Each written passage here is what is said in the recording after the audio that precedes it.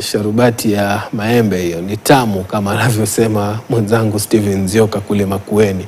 Tuangazie masuala ya usalama, ambapo usalama umeimarishwa katika eneo la Ang'ata Barikoi katika kaunti ndogo ya Transmara Kusini kufuatia mapigano ya mara kwa mara kati ya jamii mbili zinazozozana. Akizungumza alipozuru eneo hilo, mkuu wa eneo la Bonde la Ufa Dr. Abdi Hassan alisema watu 4 wameuliwa, 10 wakijeruhiwa na ekari kadhaa za mashamba ya mahindi kuharibiwa katika mapigano hayo. Aliwaonya wanaomiliki silaha hatari kama mikuki, mishale na pinde kwa lengo la kuua kuwa hawatasazwa katika operesheni zinazoendelea.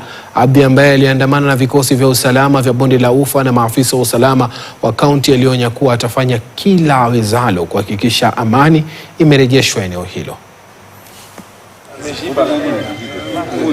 Tumekuwa na matatizo ya kiusalama kwa sababu ya mzozo wa shamba na wa ardhi kati ya jamii moja iliyoko katika Rift Valley na jamii nyingine iliyoko katika region ya Nyanza ambayo iko Migori.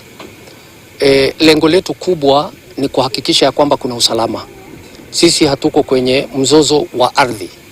Mzozo wa ardhi uko mbele ya mahakama, na kwa hivyo wajibu wetu kwa wakati huu sio kushughulikia nani mwenye shamba ama shamba kesi yake itakwenda vipi.